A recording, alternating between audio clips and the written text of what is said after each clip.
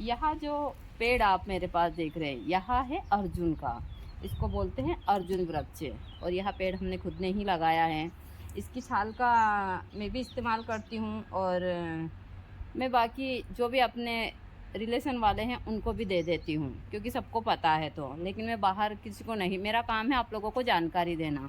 तो यहाँ अर्जुन वृक्ष है, यह हृदय रोग के लिए रामबाण का काम करता है। इससे कोई नुकसान नहीं होता। इसकी छाल का इस्तेमाल किया जाता है, इसकी जड़ का भी इस्तेमाल किया जाता है, सबसे ज़्यादा छाल का इस्तेमाल किया जाता है। यदि आपको हृदय रोग है या फिर आपका कोलेस्ट्रॉल वगैरह बढ़ा हुआ है, तो इसकी छाल का आप काढ़ा भी पी सकते हैं। इसकी छाल को दूध में उबाल कर भी पी सकते हैं। मैं खुद दूध में उबाल कर पीती हूँ, क्योंकि मुझे बहुत ज़्यादा कमज़ोरी है, और मेरी पहले से ही जो बीपी है वहाँ हाई हो रहती है। तो मैं जब भी मुझे समय मिलता है, मैं डेली तो नहीं लेती हूँ, क्योंकि मैं खुद भी गुरुजी की तरह ही लापरवाही करती हूँ। तो जब भी मुझे समय मिलता है, जब मुझे लगता है कि मेरी बीपी लो हो रही है, तो मैं 2-3 दिन से इसको दूध के साथ ले लेती हूँ। ऐसे मुझे समय नहीं मिलता, मैं काफ़ी बिजी रहती हूँ, सभी को ही पता है। लेकिन यदि आप इसका इस्तेमाल करते हैं, तो जितने जो भी आपको हृदय से संबंधित चीज़ें सब ही ठीक हो जाएगी। हृदय को मजबूत करता है। इसके बारे में जितनी मैं जानकारी दूँ उतनी कम है। तो आप लोग घर बैठे इस अर्जुन वृक्ष की छाल से, और गांव के लोग हैं तो गांव में तो आपको या कहीं भी मिल जाएगा। इसको गांव की भाषा में कौ बोलते हैं, जैसे मैंने बताया, और आयुर्वेद में इसको अर्जुन बोलते हैं। तो अब इसके सारे पत्र झड़ चुके, देख सकते हैं आप लोग। जितना इन पेड़ों का यहाँ पर फायदा है, उतना नुकसान भी है। मैं पूरा कचरा साफ इस साइड आप देख सकते हैं हमारे यहाँ पर, कम से कम ज़्यादा नहीं तो मैंने एक जय माता दी सभी को, हर हर महादेव। आज मैं एक दिव्य वनस्पति की जानकारी देने जा रही हूँ। यह जो आप मेरे पास में देख रहे हैं, यह है सालम पंजा।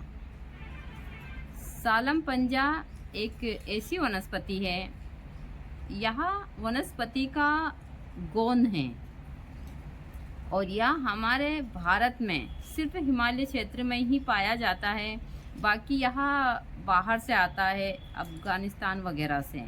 ज़्यादातर सप्लाई वहीं से ही होती है इसकी, और यह ज़्यादातर पुरुषों के लिए ही काम लिया जाता है। सालम पंजा ये आपके पंजे की ही तरह है। देखिए, बहुत सारे लोग जड़ी बूटी के नाम के ऊपर उस प्रकार की चीज़ें करते हैं, लेकिन हमारे भारत में यह बहुत कम पाई जाती है। इसी प्रकार की जड़ी बूटी उस हिसाब से दे देते हैं। यहाँ पुरुषों के वीर्य बनाने में ताकतवर होती है। पुरुषों की जितनी भी कमजोरियाँ हैं, पुरुषों की सबसे ज़्यादा कमजोरी के लिए इसको लिया जाता है। सालम पंजा बहुत ही महत्वपूर्ण जड़ी बूटी है। यह शिलाजीत जैसी ही है, लेकिन शिलाजीत पत्थर का पसीना होता है। जिस प्रकार पेड़ का गोंद होता है, इसीलिए वह पत्थर का गोंद होता है, और यहाँ पेड़ का गोंद है। तो आप देख सकते हैं, इसी को ही कहते हैं सालम पंजा, क्योंकि ये पंजे की तरह है, तो इसलिए इसको हाथ के पंजे की तरह ही बना हुआ है। बनाया हुआ नहीं है ना, यह प्लास्टिक का है। यहाँ इसी प्रकार लगता है, किसी में थोड़ा उस हिसाब की चीज़ें होती है, थोड़ी अलग अलग, लेकिन यहाँ एकदम पंजे की प्रकार का, इसलिए इसका नाम।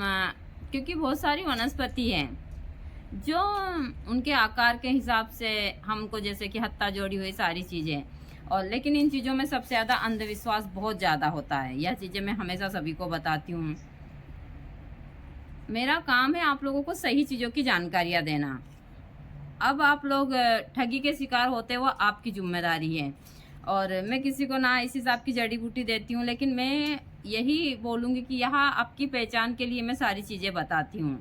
तो जब भी आपको कोई बोले कि सालम पंजा किस हिसाब का है, तो यहाँ जड़ी बूटी के नाम के ऊपर कभी, यहाँ एक पेड़ का गोंद होता है, और पेड़ का गोंद काफ़ी उस हिसाब का होता है। यहाँ काफ़ी पावरफुल होता है, सबसे ज़्यादा पुरुषों के लिए है यहाँ। और इससे ज़्यादा मैं नहीं बोल सकती इसके बारे में। बहुत सारी चीज़ें, कोई भी प्रश्न, बहुत सारे लोग ऐसे हैं जिनका दिमाग उस हिसाब का है, तो वह कुछ भी टिप्पणी, लेकिन मेरा काम है जानकारी देना। जिस चीज़ की जानकारी मेरे पास में है, वहाँ मैं सभी लोगों को देती हूँ। आगे भी मैं कुछ विशेष चीज़ों की जानकारी देने जा रही हूँ। आप लोग पूरा वीडियो विस्तार से देखिए, और देखने के बाद में इन चीज़ों के बारे में आप ज़रूर जानिए। मेरा काम है जड़ी बूटी की जानकारी देना हर एक क्षेत्र में। जिन पेड़ पौधों को मैं दिखाती हूँ, वह पेड़ पौधे आप कहीं भी देख लीजिए, आपको उस हिसाब से देखने को नहीं मिलेंगे।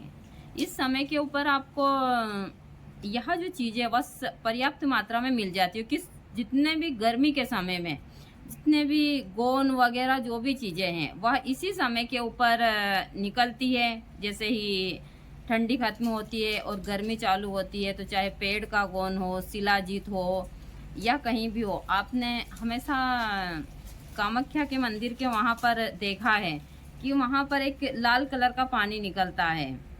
बहुत सारी चीज़ें जो मैं हमेशा बोलती हूँ इन चीज़ों के बारे में। वहाँ भी एक पत्थर जब गर्म होती है पहाड़ी, तो जो रेसा निकलता है वह लाल होता है वहाँ का। पहले बताया जाता था, अब तो ठीक है। जो ब्रह्मपुत्र नदी है, वह नदी 15 दिन के लिए पूरी उस पानी से लाल हो जाती थी। पूरी जिस प्रकार जैसे हम लाल कलर घोलते हैं, इस प्रकार से पहले ऐसा बताया जाता है कि पूरी नदी 15-20 दिन ऐसी ही रहती थी, क्योंकि वहाँ जो पानी निकल कर जाता था वह एकदम लाल कलर का होता था, और उसी हिसाब से।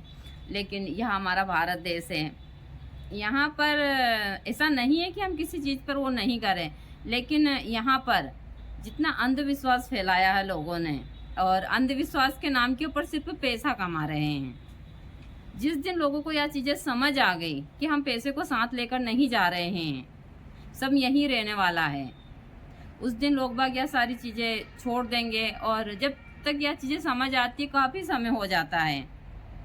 आज अभी गर्मी का टाइम चल रहा है, दूर दूर तक पानी की इतनी समस्या है। हमारे यहाँ पर गांव में टैंकर आ रहे हैं, सारी चीज़ें। लेकिन मैं हमेशा बोलती हूँ कि मुझसे जितना हो रहा है, मैं जितनी भी आवारा मवेशियाँ हैं, जितनी भी है, वहाँ अपनी खुद की जमा पूंजी से सारी चीज़ें करती हूँ। लोगों से भी इसके लिए झगड़ा करती हूँ।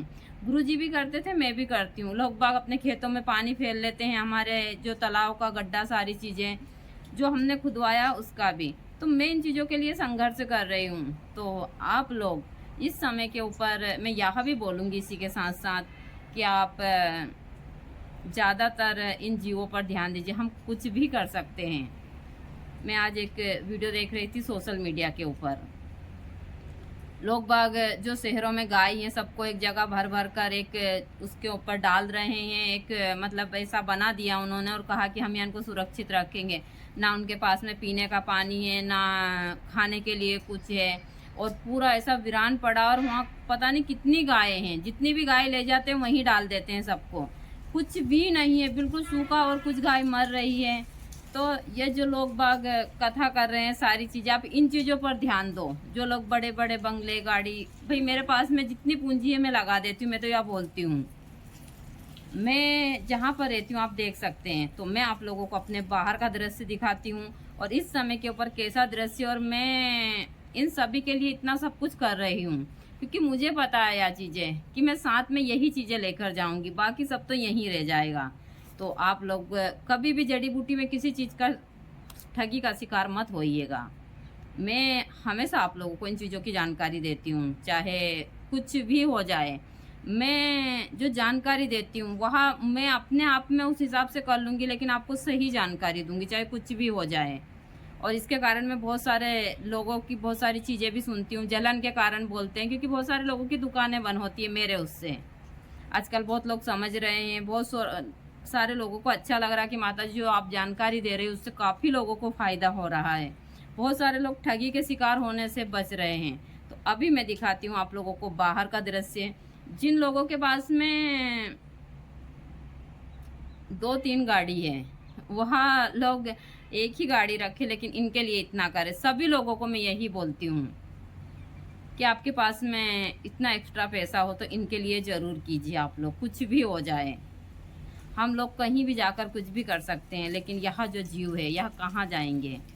तो यह हमारी जिम्मेदारी बनती है। जिस प्रकार हम हमारे बच्चों को सुरक्षित रखते हैं, इन लोगों के लिए भी कीजिए। हमको इतना सक्षम बनाया है ईश्वर ने, तो इसके लिए आप लोग कीजिए कि आप इन पशु पक्षियों के लिए ज़्यादा काम कीजिए। इंसान तो कुछ भी कर कर अपना पेट भर लेगा, लेकिन यहाँ लोग कहाँ जाएंगे। लोग बाग इधर से मारते हैं, उधर से मारते हैं, और सारी चीज़ें। तो मैं अब आप लोगों को अपने बाहर का दृश्य दिखाती हूँ कि किस प्रकार से इस समय के ऊपर गर्मी, अभी सुबह के 10:30 बजे हैं और 10:30 बजे इस प्रकार का दृश्य है कि आप 3-4 घंटे खड़े हो जाओ। यह हमारे यहाँ का अभी का दृश्य है 10 बजे का। दूर दूर तक यहाँ पर एकदम वीराना है, कहीं पानी आपको नज़र नहीं आएगा। जो कुछ लोगों का पानी है वह अपने प्याज वगैरह में फेर लेते हैं, और जो लोग प्याज में पानी फेरते हैं वह लोग भी यहाँ पर हमारे इस गड्ढे में पानी पिलाने के लिए आते हैं। यदि हम बोल दें उनको कि आप इस गड्ढे में पानी कर दो तो कभी नहीं करेंगे, लेकिन हाँ, उनके गाय भैंसों जा रहे हैं उस साइड में, सब लोग यहीं पानी पिलाने आते हैं। हमने उनको मना करा, उसके बाद भी भैंस वगैरह इसमें बैठाते हैं। जितने भी आवारा और जितने पशु पक्षी हैं सब यहाँ पानी पीते हैं और मन को बहुत प्रसन्नता होती है। लेकिन मैं चाहती हूँ कि इस तलाई का पूरा गहरीकरण हो जाए तो इसमें इतना पानी रहे कि बहुत ज़्यादा, लेकिन यहाँ लोग बाग करने नहीं देंगे बहुत सारी चीज़ें, क्योंकि बहुत सारे लोगों ने कब्जा कर रखा है तलाई के ऊपर। तो मुझसे जितना हो रहा है मैं जनहित के लिए कर रही हूँ, जानवरों के लिए कर रही हूँ। मेरा जीवन यही है, हम गुरु जी का और दोनों का जीवन इसी प्रकार से बीता है। जितने भी पेड़ पौधे हैं सारी चीज़ें मैं लगा रही हूँ, सब कुछ कर रही हूँ, इनमें पानी फेरना, सारी चीज़ें समय समय के ऊपर, और इस हिसाब से मेरी सारी चीज़ें चलती रहती है। तो यही है हमारे आश्रम का बाहर का अभी का सुबह का दृश्य है। अभी तो ठीक है, अभी 15-20 दिन के बाद में तो आप इससे भी बेकार हालत देखेंगे, लेकिन फिर भी मैं इस गड्ढे में पानी भरती हूँ। जितना मुझसे होता है उतना मैं पानी वगैरह सारी चीज़ें भर कर इसमें रखती हूँ अपने बोरवेल से, और इसी हिसाब से मेरी सारी चीज़ें चलती रहती है। बहुत सारे लोगों को लगता है कि मैं मतलब कुछ भी कमेंट कर देते हैं, लेकिन कुछ चीज़ों को आप देखिए, देखने के बाद में फिर कमेंट कीजिए। तो यही मेरा जीवन है, प्रकृति के लिए, इन जीवों के लिए जितना हो सकता है मैं कर रही हूँ। एक महिला होकर मैं इतना कर रही हूँ, परिवार की जिम्मेदारी है।